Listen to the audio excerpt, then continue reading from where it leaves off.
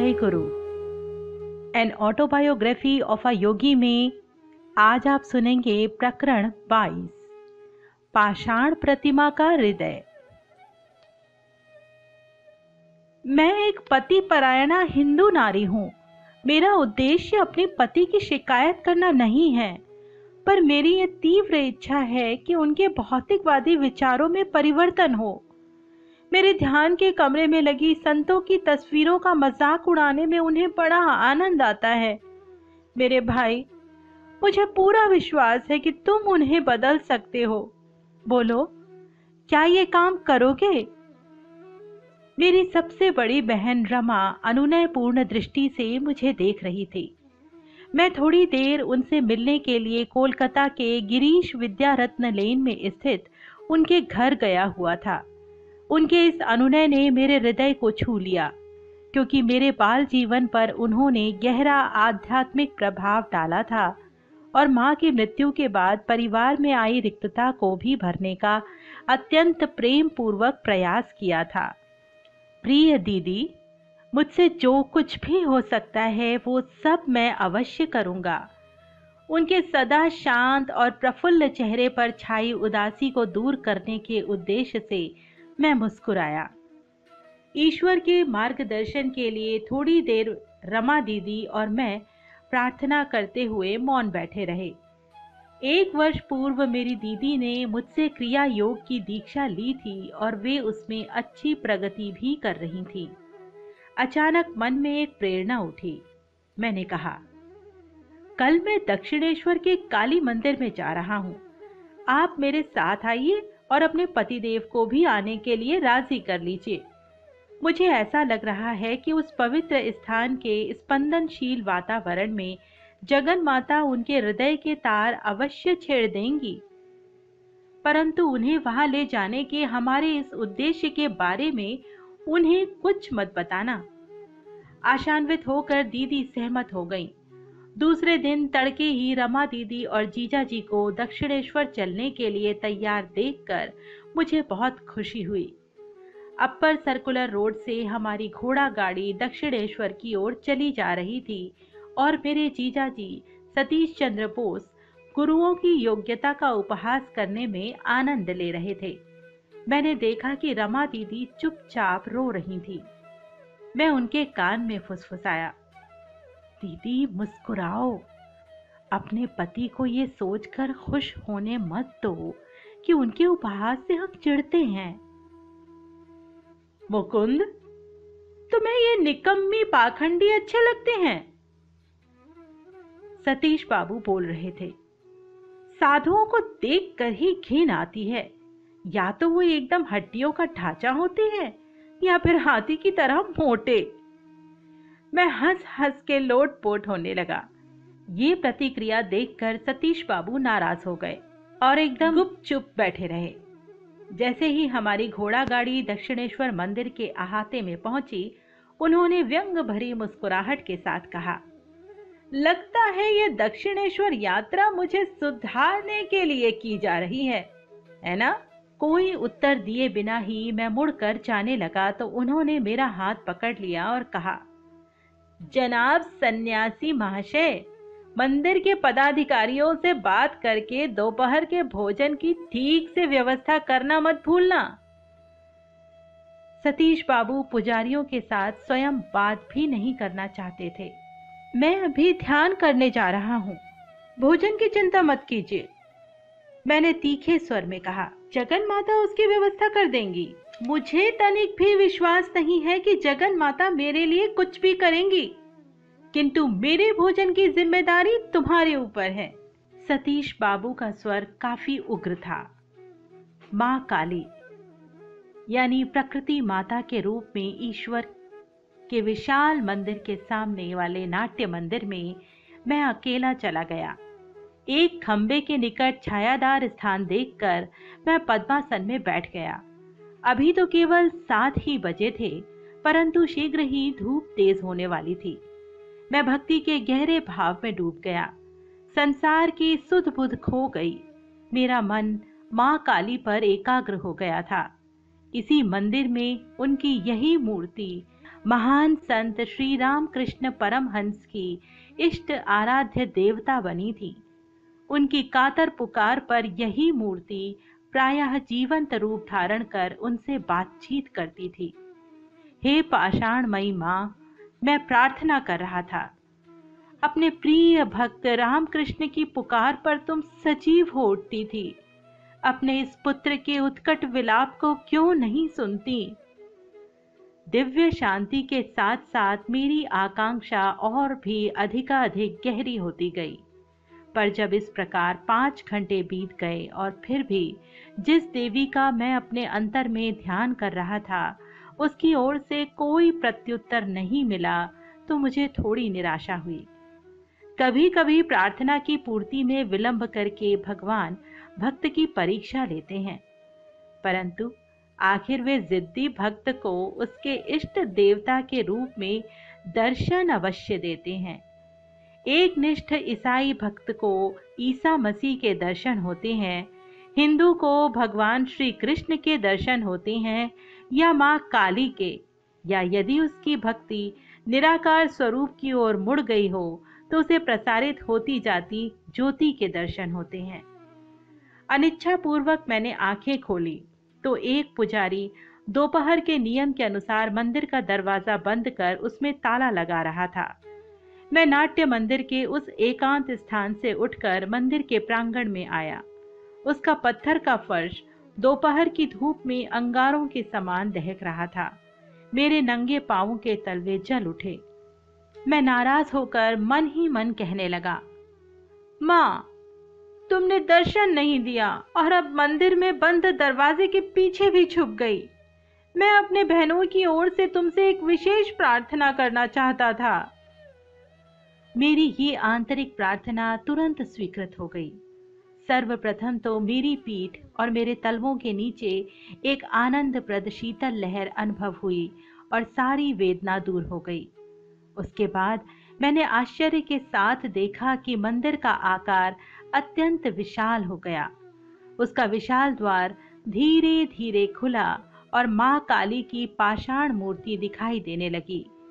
फिर धीरे धीरे पाषाण मूर्ति जीवंत रूप में बदल गई और मेरी ओर देखकर उसने मुस्कुराते हुए सिर हिलाया। मैं अवर्णनीय आनंद से रोमांचित हो उठा, मानो किसी अदृश्य पिचकारी से मेरे फेफड़ों से सांस बाहर खींच ली गई हो। मेरा शरीर एकदम स्थिर हो गया, पर उसमें जड़त्व नहीं था। इसके बाद मेरी चेतना का परमानंदमय विस्तार हुआ। मैं बाईं ओर गंगा नदी के ऊपर कई मीलों तक स्पष्ट देख सकता था। उसी तरह मंदिर के बाहर दक्षिणेश्वर का संपूर्ण क्षेत्र भी मुझे स्पष्ट दिखाई देने लगा। सभी मकानों की दीवारें पारदर्शी होकर झिलमिलाने लगीं और उनमें से मुझे दूर इधर उधर चलते लोग दिखाई देने लगे। मैं श्वास रहित अवस्था में था और मेरा शरीर एक विलक्षण शांत अवस्था में। तब भी मैं हाथ पांव हिला सकता था। कई मिनटों तक मैंने आंखें बारी बारी से पुनः बंद कर पुनः खोल कर देखा, परंतु दोनों ही अवस्थाओं में मुझे पूरा दृश्य उसी प्रकार स्पष्ट दिखाई दे रहा था। एक्सरे की भांति आध्यात्मिक दृष्टि भी सभी पदार्थों को भेद लेती है। दिव्य चक्षु हर जगह केंद्र होता है, पर अधिक कहीं नहीं। मैंने उस प्रांगण में धूप में खड़े खड़े नए सिरे से ये अनुभव किया कि जब मनुष्य ईश्वर की पथभ्रष्ट संतान नहीं रह जाता और बुलबुले की भांति सारहीन स्वप्नमय भौतिक संसार में लिप्त नहीं रहता, तब उसे अपना अनंत साम्राज्य पुनः प्राप्त हो जाता है। यदि अपने संकीर्ण व्यक्तित्व में सिकुड़कर बैठे हुए मनुष्य के लिए भाग निकलना आवश्यक ही हो, तो क्या सर्वव्यापकता में भाग निकलने जैसा अन्य कुछ है? दक्षिणेश्वर के मेरे पवित्र अनुभव में केवल मंदिर और मां काली के रूप ने ही असाधारण बड़ा आकार धारण किया हुआ था। अन्य सब कुछ अपने साधारण आकार में ही दिखाई दे रहा था। हाँ, ये अवश्य है कि वो सब सफेद, नीले और इंद्रधनुषी रंगों के मृदु प्रकाश में आच्छादित लग रहा था। मेरा शरीर आकाश तत्व से बना प्रतीत हो रहा था, जो किसी भी क्षण हवा में उठ जाने के लिए तैयार हो। अपने आसपास की भौतिक परिस्थितियों के प्रति मैं पूर्ण सजग था। मैं अपने इर्द गिर्द देख लेता और उस आनंदमय दिव्य दर्शन में कोई बाधा डाले बिना 2-4 कदम चल लेता। मंदिरों की दीवारों के पीछे मैंने अचानक अपने जीजाजी को पवित्र बेल वृक्ष की कटीली शाखाओं के नीचे बैठे देखा। मैं बिना किसी प्रयास के उनके विचारों को पढ़ सकता था। दक्षिणेश्वर के पवित्र वातावरण के प्रभाव से उनके विचार कुछ उन्नत तो हो गए थे, पर मेरे बारे में उनके विचार अभी भी कुछ ठीक नहीं थे। मैं सीधा कृपामयी माँ काली की ओर मुड़ा और प्रार्थना करने लगा। माँ, क्या तुम मेरे बहनोई में आध्यात्मिक परिवर्तन नहीं लाओगी? अब तक मौन रही वो सुंदर आकृति आखिर बोल उठी। तुम्हारी मनोकामना पूर्ण होगी। मैंने खुश होकर सतीश बाबू की ओर देखा। वे गुस्से में भरे जमीन से उठ खड़े हुए, मानो उन्हें एहसास हो गया था कि कोई आध्यात्मिक शक्ति उन पर कार्य कर रही है। मैंने उन्हें मंदिर के पीछे दौड़ते देखा। शीघ्र ही वे मुझे मुक्का दिखाते हुए मेरे पास आ पहुंचे। वो सर्व समावेशी दर्शन लुप्त हो गया। देवी का तेजस्वी रूप अब मुझे दिखाई नहीं दे रहा था। मंदिर की पारदर्शिता लुप्त हो गई और विशाल आकार भी अदृश्य होकर अब अपना मूल आकार धारण कर चुका था। मेरा शरीर पुनः धूप से झुलसने लगा। मैं छलांग लगाकर नाट्य मंदिर की छाया में चला गया। सतीश बाबू भी गुस्से में मेरे पीछे वहीं आ गए। मैंने अपनी घड़ी देखी, 1 बजा था। दिव्य दर्शन 1 घंटे तक चला था। अरे मूर्ख, मेरे बहनोई बरस पड़े। घंटों पर घंटे बीत गए और तुम वहां पालथी मारे आंखें चढ़ाए बैठे रहे। मैंने कई बार आकर तुम्हें देखा और वापस चला गया। कहाँ है हमारा भोजन? अब मंदिर भी बंद हो गया। तुमने मंदिर के पदाधिकारियों से कुछ भी नहीं कहा? अब तो भोजन की व्यवस्था करने के लिए बहुत देर हो चुकी है। देवी के आविर्भाव से अनुभूत परमानंद अब भी मुझ में विद्यमान था। मैं बोल पड़ा, माँ काली हमें भोजन कराएंगी।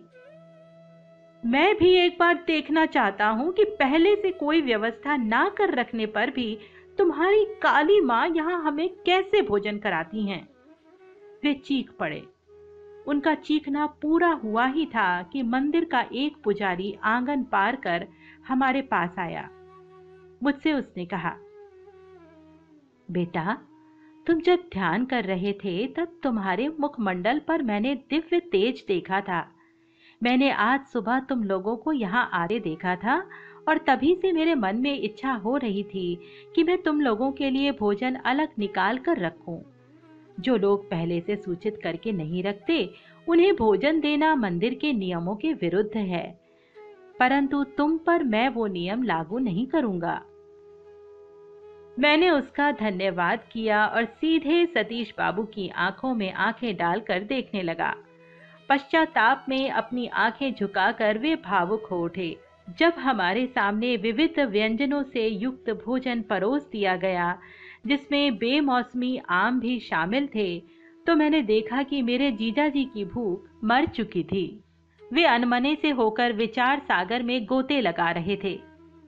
कोलकाता वापस जाते समय सतीश बाबू नरमाए भावों के साथ यदा कदा मेरी ओर अनुरोधपूर्ण दृष्टि से देख लेते थे, परंतु मानो उनकी चुनौती के उत्तर स्वरूप पुजारी ने आकर जब हमें भोजन के लिए आमंत्रित किया था, तब से सतीश बाबू के मुंह से एक भी शब्द नहीं निकला था। दूसरे दिन दोपहर को मैं अपनी बहन से मिलने उनके घर गया। दीदी ने अत्यंत स्नेह के साथ मेरा स्वागत किया। उन्होंने कहा, मेरे भाई, चमत्कार हो गया। कल शाम को मेरे पति मेरे सामने खुले रूप से रोए। उन्होंने कहा, प्रिय देवी, मुझ में परिवर्तन लाने की तुम्हारे भाई की योजना पर मुझे वर्णनातीत आनंद हो रहा है। मैंने तुम्हारे साथ जो जो अन्याय किया है उस प्रत्येक अन्याय का मैं प्रायश्चित करूंगा। आज से हम अपने विशाल शयन कक्ष को केवल पूजा के लिए इस्तेमाल करेंगे। तुम्हारे छोटे से ध्यान के कमरे में अब हम सोएंगे। मुझे सचमुच गहरा पश्चाताप हो रहा है कि मैंने तुम्हारे भाई का मजाक उड़ाया। जिस लज्जास्पद तरीके से मैंने मुकुंद के साथ बर्ताव किया, उसके लिए मैं स्वयं अपने को ये सजा दूंगा कि जब तक मैं आध्यात्मिक पथ पर उन्नति नहीं कर लेता, तब तक मैं मुकुंद से बात नहीं करूंगा। आज से मैं प्रयासों की पूर्ण गहराई के साथ जगन माता की खोज शुरू कर दूंगा। किसी न किसी दिन तो उन्हें अवश्य पा ही लूंगा। इसके अनेक वर्षों बाद यानी 1936 में मैं दिल्ली में सतीश बाबू के घर गया। मुझे ये देखकर अत्यंत खुशी हुई कि उन्होंने आत्म साक्षात्कार में बहुत उन्नति कर ली थी और जगन माता ने उन्हें दर्शन देकर धन्य कर दिया था।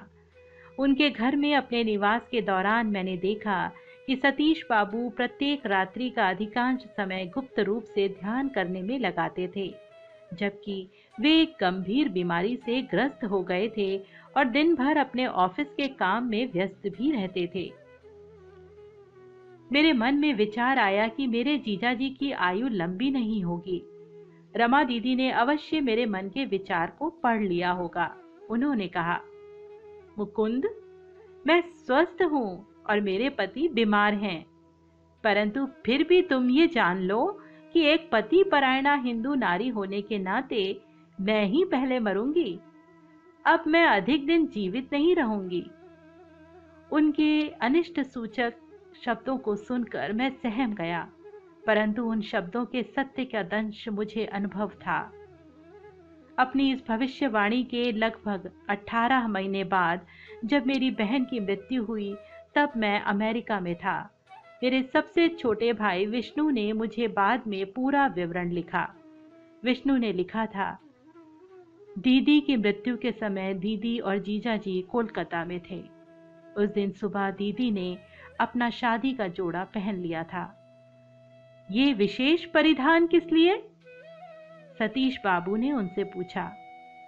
इस पृथ्वी पर आपकी सेवा का आज मेरा अंतिम दिन है, दीदी ने कहा। थोड़ी ही देर बाद उन्हें दिल का दौरा पड़ा। उनका बेटा जब डॉक्टर को लाने के लिए घर से बाहर भागने लगा तो दीदी ने कहा, बेटा, मुझे छोड़कर मत जाओ, अब उसका कोई उपयोग नहीं।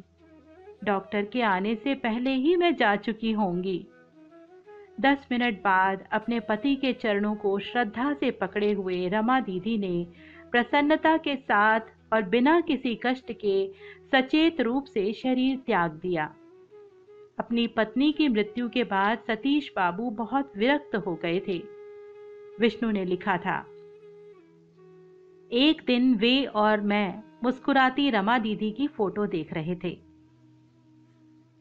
क्यों मुस्कुरा रही हो?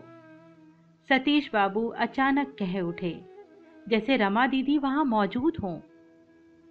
तुम समझती हो, मुझसे पहले जाने की व्यवस्था करके तुमने बड़ी चालाकी की है। मैं सिद्ध कर दूंगा कि तुम अधिक समय तक मुझसे दूर नहीं रह सकती। जल्दी ही मैं भी तुम्हारे पास आ रहा हूं। इस समय सतीश बाबू अपनी बीमारी से पूरी तरह ठीक हो गए थे और उनका स्वास्थ्य एकदम अच्छा था। फिर भी फोटो के सामने उनके द्वारा कहे गए उन विचित्र शब्दों के बाद जल्दी ही बिना किसी प्रकट कारण के वे चल बसे। इस तरह मेरी बहन रमा और उनके पति सतीश बाबू, जिनका दक्षिणेश्वर में एक अत्यंत साधारण सांसारिक मनुष्य से एक अप्रकट संत में परिवर्तन हो गया था, दोनों ने ही भविष्यवाणी करके देह त्याग किया। प्रकरण 22 यहीं संपन्न होता है। सभी प्रकरणों का नोटिफिकेशन आपके पास समय से पहुंचे, इसके लिए आप इस चैनल को सब्सक्राइब भी कर सकते हैं। सुनते रहिए एन ऑटोबायोग्राफी ऑफ अ योगी, जिसे लिखा है श्री परमहंस योगानंद जी ने और आवाज दी है मैंने यानी संगीता ने। जय गुरु।